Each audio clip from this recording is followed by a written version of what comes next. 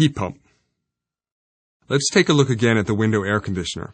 The hot side, the condenser, is outside the building so that it may release its heat to the air. The cold side is on the interior. In a heat pump, we simply reverse the flow in the winter when we want heat.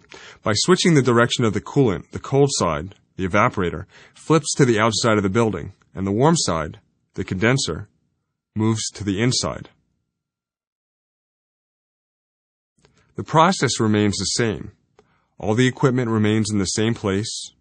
There's no need to flip your unit around the other way. It's only the flow of coolant that is reversed. By moving air over the condenser, which during the winter we find on the interior, recirculated room air may be warmed over the same coils that cool air in the summer. Note that in the wintertime condition, the heating mode, we are asking the coolant to evaporate in cold air. But when the air is very cold, fluid doesn't want to evaporate, and the compressor must work especially hard to create the appropriate pressure to force evaporation. This is why air-to-air heat pumps are often used in places with milder winters, and they often include electric resistance or natural gas heating coils to aid in heating during the coldest nights. Geothermal heat pump. The coolant in the winter heat pump condition doesn't want to evaporate in the cold winter air. It wants to condense when it's cold. It then must be coaxed with lots of pressure created by the compressor, and lots of pressure means using lots of energy. Meanwhile, the Earth just a few feet down is at consistent temperature year-round, consistently mild throughout the year. It's much warmer than the air in the winter and much cooler than the air in the summer.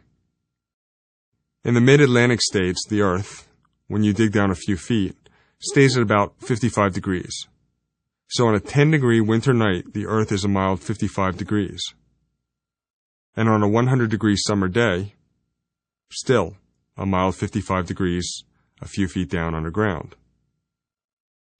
Given that the air is cold, and the coolant doesn't want to evaporate in cold, let's try something. If we can surround the outside coil with warmer, ground-heated water instead of the colder outside air, the compressor won't need to work as hard to induce evaporation.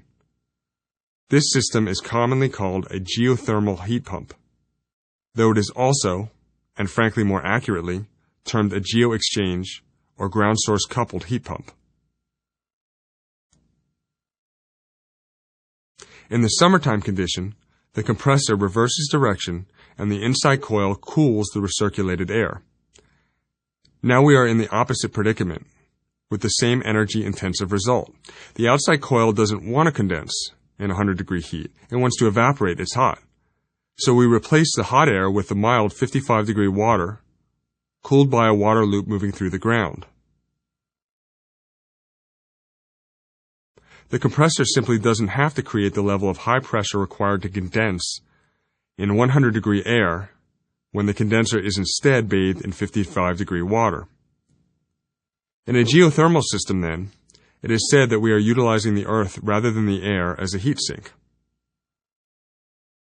Importantly, the water that moves through the ground doesn't mix with the coolant. The two just exchange heat in the coil. As in previous examples, to picture a heat exchanger, you might think of a pipe of coolant snaking through a barrel of water.